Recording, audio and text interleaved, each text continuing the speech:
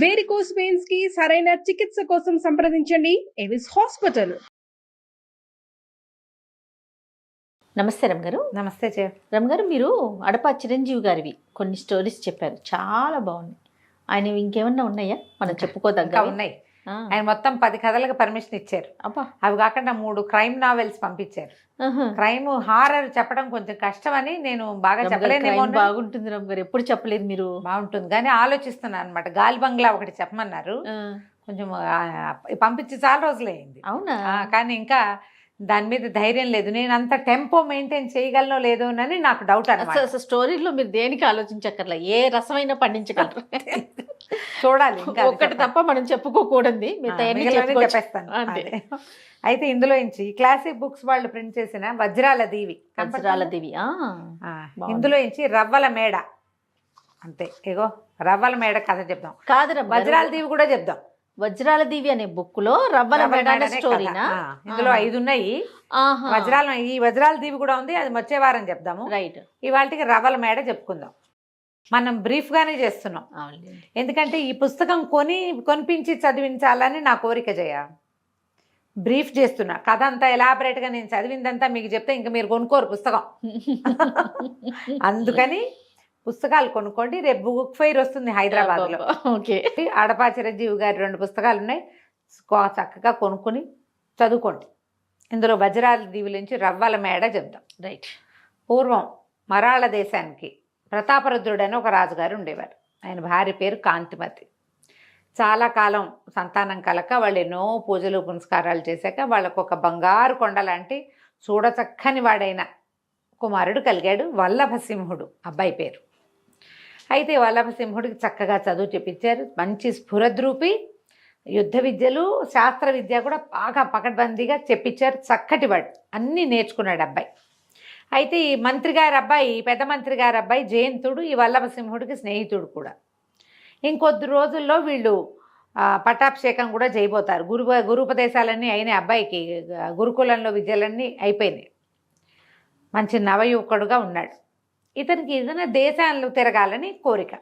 మనం గురువుగారులు అందరూ కూడా మనకేం చెప్పారు, లోకజ్ఞానం అంటే మనం ఇంట్లో కూర్చుని లోక జ్ఞానం కాదు, దేశాటన చేయాలి, ప్రపంచం చూసి రావాలి, ఆ తర్వాతే పట్టాభిషేకం అని అతని ఉద్దేశం. అయితే అమ్మా నాన్న ఇట్లా కంటి ముందు నుంచి పిల్లాడు అవతలకి వెళ్ళినా భరించలేని వాళ్ళు, లేక కలిగాడు కాబట్టి వాళ్ళు ఒప్పుకోరేమో అని ఇతను జయంతుడు అన్నాడు. కానీ వల్లభసింహుడు అమ్మా నాన్నని ఒప్పించడానికి పూనుకున్నాడు. సరే వెళ్ళామనుకున్నారు. వెళ్తానంటే 4 రోజులు ఆగమని చాలామంది జ్యోతిష పండితుల్ని వాళ్ళని పిలిపించి, మరి అబ్బాయి ఇలా వెళ్ళే సమయం బాగుందా, ఈ సమయంలో ఇతను దేశాటనకి వెళ్ళొచ్చా, ఏమైనా ప్రమాదాలు ఎదురవుతాయా, వెళ్ళిన పని అవుతుందా, అది కనుక్కోవడానికి ప్రయత్నం చేస్తే సరే అందరూ కొంతమంది ముందు వెనకగా అటు ఇటుగా చెప్పారు. ఏదో ప్రమాదంలో పడేందుకే ఒక అవకాశం కనపడుతోంది, కాకపోతే పడమటి దిక్కుగా వెళ్ళొద్దని చెప్పండి అబ్బాయిని.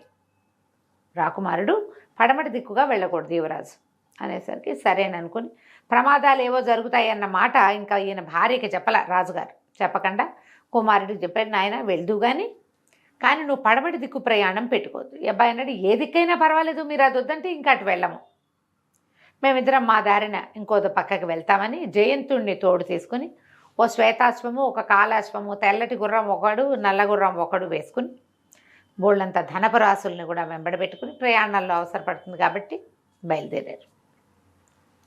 బయలుదేరి మెల్లిగా వెళ్తున్నారు ముందుకి. మధ్యలో అడవుల్లో పడుకుంటూ ఒక పెద్దరాజు పెద్దమ్మ దగ్గరికి చేరితే ఆ పూట ఆవిడ దగ్గర హాయిగా అంతకుముందు ఏవో తిన్నారు, పట్టుకెళ్ళిన ప్యాకెట్ ఫుడ్ ప్యాక్డు, తర్వాత అడవిలో కనపడ్డ పళ్ళు కాయ తిన్నారు. చక్కగా కూర నారా వేసి పెట్టి ఆవిడని అడిగారు పెద్దరాజు పెద్దమ్మని, ఏమిటి ఇది ఏ రాజ్యంలోకి వస్తుంది ఈ ఊరు, ఇక్కడ విశేషాలు ఏమిటంటే ఆవిడ ఏం చెప్పిందంటే, ఇది శ్రీచక్రపురం. లేకపోతే ఈ శ్రీచక్రపురంలో ఒక విశేషం ఏం జరిగిందంటే, రాజుగారికి మదన మంజరి అని అద్భుత సౌందర్యవతి అని ఒక కూతురుంది. కళ్యాణ సమయం వచ్చింది దగ్గరికి, కానీ ఆ పిల్ల మాయమైపోయింది. సడన్గా వేసిన తలుపులు వేసినట్టే ఉన్నాయి. అమ్మాయి ఎలా మాయమైందో ఎవరికీ తెలియదు. పిల్లని ఎవరో ఎత్తుకుపోయారు, అంతేగా అనుకుంటారు. దాంతో ఈ అమ్మాయిని వెతికి పట్టుకునే వాళ్ళకి అర్ధరాజ్యం ఇస్తామని, పిల్లనిచ్చి పెళ్లి చేస్తామని ప్రకటించారు. రాజుగారు ఆ పిల్ల కోసం దుఃఖపడుతూ ఉన్నాడు. అది నాయనా మా రాజ్యం పరిస్థితి, మీరు ఇక్కడ నుంచి బయలుదేరి వెళ్తే 1 రోజు 2 రోజులు ప్రయాణం చేస్తే మీరు శ్రీచక్రపురానికి వెళ్ళిపోతారు అని చెప్పింది. అయితే అక్కడికి వెళ్ళటానికి వీళ్ళు బయలుదేరాక ఆ అవ్వకేదో 4 రూపాయలు ఇచ్చారు, డబ్బులు ఉన్నాయిగా వీళ్ళ దగ్గర. అటు బయలుదేరుతుంటే అక్కడ చెప్పారు మధ్యలో దోపిడీ దొంగలు ఉంటారు, ఈ దారి చిన్నదే, దోపిడీ దొంగలతో జాగ్రత్తగా ఉండాలంటే ఏం చేస్తారో చూద్దామని వీళ్ళిద్దరు అటే వెళ్ళారు. అటే వెళ్తే అక్కడ దోపిడీ దొంగలు ఎదురుపడ్డారు. ఇది సమరసింహుడు, మన వల్లభసింహుడు చాలా గట్టిగా యుద్ధ విద్యలు నేర్చుకున్నవాడేగా, బాగా చితకొట్టేశాడు వాళ్ళని, దొంగలందరూ.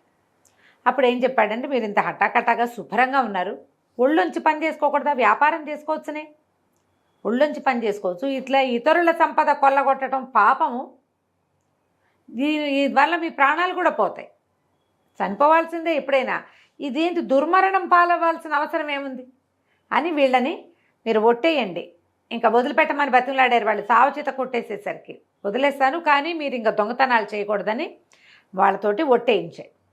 మా తాలూకు మన నాయకుడి మీద ఒట్టేస్తున్నాం, మేము ఇంకా దొంగతనాలు చేయమన్నాడు. బూరయ్య ఒకటి పేరు, అప్పుడున్న ఆ దొంగల్లో ఉన్న నాయకుడి పేరు. వీళ్ళకి అసలు నాయకుడు ఒకడున్నాడు, సమరబాహు వాడి పేరు. మరి ఆ నాయకుడేడి అని అడిగితే, మా నాయకుడు మా రాజుగారి అమ్మాయిని వెతికి పట్టుకుని అమ్మాయిని పెళ్లి చేసుకుంటానని అమ్మాయిని వెతకడానికి పోయాడు, చాన్నాళ్ళు అయింది, ఇప్పటిదాకా రాలా, వాడు ఎక్కడికి పోయాడు. సరే మీకు ఎక్కడైనా కనపడితే మా నాయకుడి మీద ఒట్టేసి మేము దొంగతనాలు మానేసామని చెప్పండి, వాడు ఏదైనా దొంగతనం చేస్తే పుసుకుని పోతాడు, మరి వాడి మీద కదా ఒట్టేశారు అని చెప్పి ఈ దొంగల ముఠా అంతా చేసి దొంగతనం చేసిన డబ్బులని చుట్టుపక్కల ఊళ్ళల్లో పంచిపెట్టేసి వ్యాపారం చేసుకోవడానికి పోయారు.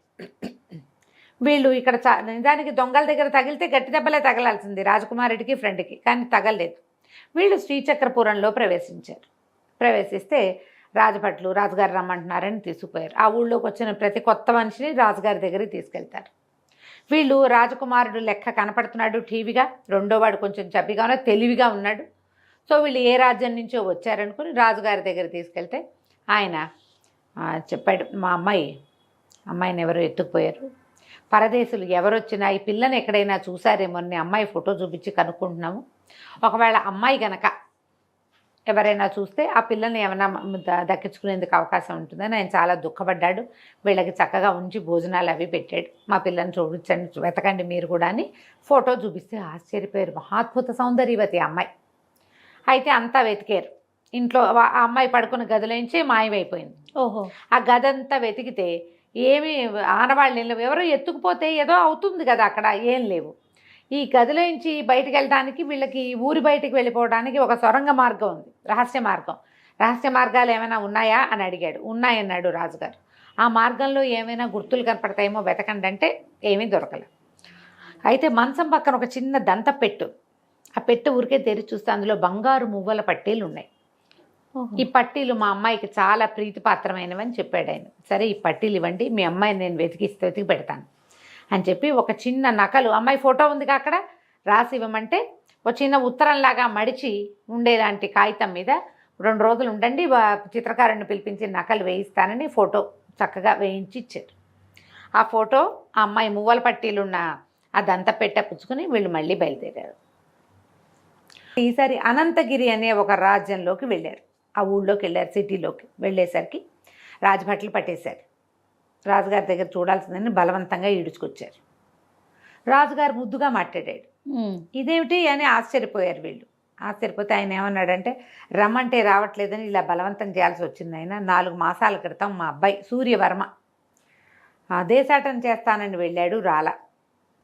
ఏదో వాడు పెద్ద దేశం కాదు, పక్క దేశానికి వాడు వెళ్ళింది, అతని తాలూకు ఏ కబురు లేదు, అతనితో వెళ్ళిన వాళ్ళు ఎవ్వరూ మాకు వెనక్కి రాలేదు, మా అబ్బాయి ఎక్కడున్నాడో తెలియటం లేదు, ఈ అబ్బాయిని ఎక్కడైనా చూసారా అని ఒక ఫోటో చూపించారు వాళ్ళు కూడా.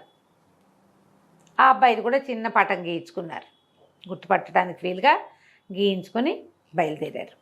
ఈ బయలుదేరితే వీళ్ళకి ఏం డౌటు, ఇప్పుడు రాజకుమార్తె మదనమంజరి తనంతట తనే వెళ్ళిందేమోనన్న అనుమానం ఉంది వల్లభసింహుడికి.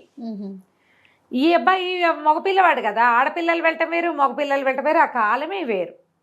సరే అదేమిటో తెలుసుకోవాలంటే ప్రయాణం చేయాలి, ముందుకి ప్రయాణం చేసి వెళ్తే కానీ మనకి ఏమీ తెలీదు. వీళ్ళు ప్రతి చోట ఎక్కడ ఆగినా ఈ అబ్బాయిని కానీ ఈ అమ్మాయిని కానీ చూసారా అని అడుగుతూనే ఉన్నారు. ఆ అమ్మాయిని చూసిన వాళ్ళు ఎవ్వరూ లేరు, ఈ అబ్బాయిని చూసిన వాళ్ళు ఉన్నారు. ఆ మధ్య ఇటు వచ్చాడు ఈ అబ్బాయి అని చెప్తున్నారు. ఇప్పుడు అమ్మాయిని ఎవరైనా మాయం చేసి ఉండాలి, లేదా ఆ అమ్మాయి ఏదైనా వేషం మార్చుకుని ఉండొచ్చు. ఓహో. ఇప్పుడు ఆడపిల్లని ఒక అందగత్తె గుర్రం మీద ఎక్కొచ్చినా గుర్తుపడతారు. మగపిల్లాడినే జ్ఞాపకం పెట్టుకుని 3 నెలల క్రితం వచ్చాడు అని చెప్పినప్పుడు ఆడబిడ్డని ఎందుకు చెప్పరు? చెప్తారంటే ఆ అమ్మాయి అది అయి ఉండాలి, వేషం మార్చుకుని ఉండొచ్చు, లేదా ఏ రాక్షసుడో ఏ మాంత్రికుడో అట్లాగైనా అయి ఉండొచ్చు. ఈ ప్రతి ఊర్లోనూ ఈ అమ్మాయిని అబ్బాయిని ఎంక్వైరీ చేస్తూనే ఉన్నారు. కొన్ని చోట సత్రాలు ఉన్న చోట సత్రాల్లో ఉన్నారు. వీళ్ళ దగ్గర డబ్బు ఎలాగో ఉంది. సరే, భుజంగపురం అని ఒక ఊరు చేరారు. చేరితే ఇక్కడ ఏదైనా బస దొరుకుతుందా అంటే ఒక రాజుగారు నిర్మించిందే ఒక సత్రం ఉంది, వెళ్ళమన్నారు. అది ఎట్లా ఉందంటే ఒక అర్ధచంద్రాకారంగా ఉన్న సత్రం. అది బయట ఒక సావెడిలాగా ఉంది. ఆ అర్ధచంద్రాకారంలో గదులు ఉన్నాయి. చాలామంది తిండికి అవకాశం లేని వాళ్ళు రాజుగారు ఫ్రీ భోజనం పెడతారు. రూములు తీసుకుని ఉండేవాళ్ళు కూడా ఉన్నారు. అక్కడికి వీళ్ళు వెళ్ళారనమాట. వెళ్ళినప్పుడు సరే, ఈ ప్రతి చోట ప్రతి ఊళ్ళో వీళ్ళ ఉద్దేశం ఏమిటి? వింతలు విడ్డూరాలు విశేషాలు ఏమున్నాయో తెలుసుకోవటం, దేశకాలమాన పరిస్థితులు అర్థం చేసుకోవటం. సరే, అక్కడికి వెళ్ళేసరికల్లా వాళ్ళు ఎన్నాళ్ళు ఉంటారు ఏమిటి అని కనుక్కున్నారు. తెలీదు, ఇక్కడ ఉండే వింతలను బట్టి ఉంటాం. చాలా వింతలు ఉంటే ఎక్కువ రోజులు ఉంటాం. ఆ వింత ఏమిటి? ఇక్కడ విడ్డూరమే ఉంది, కాకపోతే మీరు దాని జోలికి వెళ్ళొద్దని చెప్పాడు సత్రం ఆయన.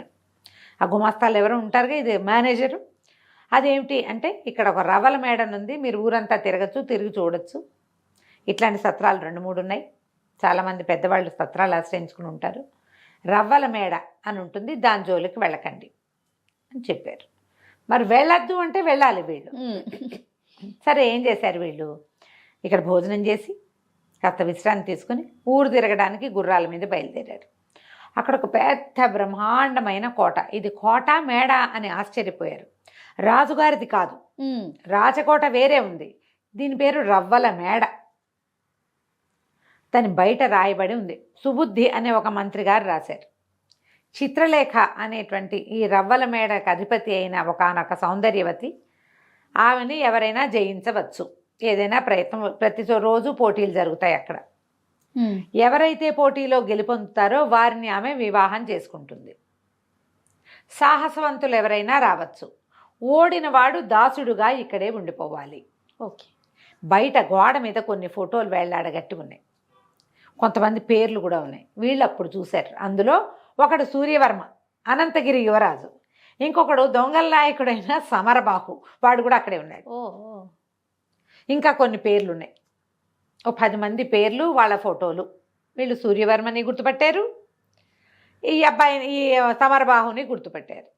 ఏమిటి ఇక్కడ సంగతి సందర్భం అని కనుక్కోవటానికి మళ్ళీ వెళ్ళి అక్కడ వెళ్దామనుకున్నారు. అయితే ఈవిడ ఎదురుగుండా ఆ రవ్వల మేడ సౌందర్యం ఎంత అద్భుతంగా ఉందంటే, అది మేడ కాదు, అది కోటలాగా ఉంది. వజ్రాలు పొదిగిన గోడలవి, అందుకే రవ్వల మేడ అని పేరు. ఎంత సౌందర్యవంతంగా ఉందో. కొంతమంది ఊరికే ఆ పరమ సౌందర్య రాసి అయినటువంటి చిత్రలేఖను చూడడానికి వచ్చేవాళ్ళు కూడా ఉన్నారు. చూసి వెనక్కి వెళ్ళిపోయేవాళ్ళు, పోటీలో పాల్గొని ఆమెకి దాసులైపోయిన వాళ్ళు. ఆ దగ్గర పిచ్చి రకాల ఎన్ని రకాల పనులు చేయిస్తారు. రాజకుమారుడైనా గడ్డి పీకాల్సిందే, వంట చేయాల్సిందే, అక్కడ గాడిదలైనా కాయాలి. పోటీలో పాల్గొని ఓడిపోయారా, అంతే కదా. అవి 3 పోటీలు. మొదట విద్య, జ్ఞానం, తర్వాత యుద్ధ విద్యలు, 3వది తెలివితేటలు. ఇవి ప్రదర్శన. అసలు 3వ దానికి చేరేవాడే ఎవడు ఉండడు. ఒక దాంట్లో ఓడిపోయేవాళ్ళు కొంతమంది దాసులు, 2వ దాంట్లో కూడా వచ్చి ఓడిపోయేవాళ్ళు ఇంకొంతమంది, 2 గెలిచి 3వ దాంట్లో దొరికిపోయేవాళ్ళు ఇంకొంతమంది. అసలు 3వ దాని పోటీ చాలా తక్కువ జరిగింది అక్కడ. ఈ ఇంత సౌందర్య రాసి ఇది అనేసరికల్లా ఏదో ఉంది ఇందులోనే అనిపిస్తోంది వీళ్ళకి. ఈ కోటకి ఎదురుగుండా ఒక ముసలావిడ అద్భుతంగా వంట చేస్తుంది. ఆవిడ కొంతమంది ఆడవాళ్ళని పెట్టుకుని బోళ్ళని రకాల వంటలు వండుతూ ఈ కోట చూడడానికి వచ్చే వాళ్ళకి దగ్గర బిజినెస్, హాయిగా వంట భోజనాలు, రకరకాల పిండి వంటలు వండటం. సాయంత్రం అయ్యేసరికి సరే వీళ్ళేమన్నారు, ఇప్పుడు మనకి దీని సంగతి తెలియాలంటే ఏం చేయాలని ఆలోచించి ఆ వంటలు వండే ముసలామని మేము ఉండే దీని దగ్గరికి, మన పూటకోళ్ళు ఇల్లు లాంటిది ఉంది కదా, వీళ్ళు ఉన్నారు, రాజుగారు కట్టించిన ధర్మశాలకి కొంత ఫుడ్ ఐటమ్స్ పంపించమన్నారు. గారెలు, బూర్లు, అప్పచ్చులు చేసి పంపించమని డబ్బులు ఇచ్చారు. సరే, వీళ్ళు ఊరంతా తిరిగి అక్కడే చేరేసరికి ఈ వంటకాలు పుచ్చుకుని ఈ ఆడవాళ్ళంతా అక్కడికి వచ్చారు. ఆ మొత్తం ఆ లోపల ఉన్న ఆ సత్రంలో ఉన్న వాళ్ళందరికీ పిండి వంటలు పంచిపెట్టారు. ఇప్పుడు మగపిల్లలు 2, రాజుగారు అబ్బాయి, మంత్రి గారు అబ్బాయిను. జయంతుడు వల్లభసింహుడు చక్కగా పంచిపెట్టి తర్వాత అప్పుడు వాళ్ళ దగ్గర నుంచి విషయం రాబట్టారు, ఇక్కడ ఏం జరుగుతోంది ఈ ఊళ్ళో అని.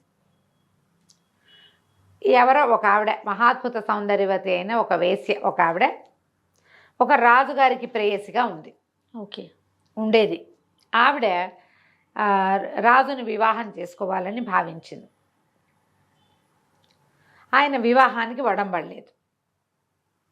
వడంబడకపోతే ఆయనకి రాణి అంటే చాలా ప్రేమ, ఈవిడతోటి కూడా స్నేహం ఉంది.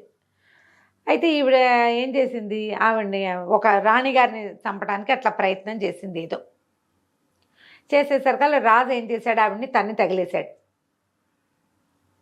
తన్ని తగిలేస్తే దేవదాసిని ఆవిడ ఏం చేస్తే, అప్పటికే ఆమె గర్భవతిగా ఉంది, చాలా సౌందర్యవతి. రాజుగారు ఎంతో సంపద ఇచ్చాడు ఆవిడికి, ఆవిడతో స్నేహంగా ఉన్నన్నాళ్ళు. ఆవిడ తన సంపద అంతా మూట కట్టుకుని గర్భంలో ఉన్న శిశువుతో సహా ఈ ఊరు వచ్చేసింది, ఈ భుజంగపురం. వచ్చి పిల్లని ఆవిడకే ఆడపిల్ల పుట్టింది. ఆ పిల్ల కూడా పరమాద్భుత సౌందర్యవతి, రాచకూతురు కూడా కదా. అయితే ఆవిడ ఏం చేసింది, కూతురికి ఎన్నో విద్యలు నేర్పి, ఎన్ని రకాల విద్యలో నేర్పి ఆ పిల్లతోటి ఈ రవ్వల మేడ కట్టించి అమ్మాయిని అందులో ఉంచింది. రాజులని హ్యూమిలియేట్ చేయటం ఆవిడ యొక్క జీవితాశయం. ఒక రాజు వల్ల తను అవమానపడ్డాను కాబట్టి తమ దగ్గరికి వచ్చిన ఏ రాజు అయినా సరే వాడిని దాసిని చేయాల్సిందే. ఓహో, మగవాళ్ళు క్రూరులు, దుర్మార్గులు, వాళ్ళని అణిచేయాలి, వాళ్ళని కాలి కింద పెట్టి ఉంచాలి. అలాంటి భావాలు, పురుష ద్వేషాన్ని నూరిపోసింది కూతురికి. ఆ నూరిపోసిన పురుష ద్వేషంతో ఈ చంద్రలేఖ, ఈ చిత్రలేఖగా ఇక్కడ ఉండి ఈ అమ్మాయి అన్ని రకాల విద్యలు రావడంతో ఈ దేశపు రాజుగారు కూడా ఆమెను కంట్రోల్ చేయలేకపోయాడు. ఎవరైతే ఆమె నుంచి దగ్గర ఓడిపోతారో వాడి దగ్గర ఉన్న ప్రతి పావలా ఓడగొట్టించి తీసుకుంటుంది. ఏ రాజ్యం నుంచి అయినా రాజు వచ్చాడంటే ఆ రాజ్యపు సొత్తు అంతా ఈ అమ్మాయి సొంతం, అదంతా పోటీలో ఉంటుంది ముందే. అవునులేండి. రోడ్డు మీద నుంచి వచ్చిన వాడు ఇంట్లోకి వెళ్ళిపోయి దాసుడైపోతాడు. పెద్ద పెద్ద రాజ్యాల నుంచి వచ్చిన వాళ్ళు రాజ్యం ఆమెకు వశం చేయాల్సింది, సంపదంతా. అట్లా అందరివి గోల్డ్ ఓడగొట్టేస్తుంది. ఈ వచ్చిన వాళ్ళందరూ దాసులుగా ఆ ఇంట్లో పనిచేస్తూ, ఆ రవల మేడలో పనిచేస్తూ అక్కడే పడి ఉంటారు. ఇది ఇక్కడ కథ. ఈమెను గెలవటం కష్టం. అయితే వల్లభసింహుడు ఆలోచనలో పడ్డాడు. ఏం చేస్తాడో మనం వచ్చే భాగంలో తెలుసుకుందాం. తప్పకుండా రమ్మగారు. నమస్తే. నమస్తే.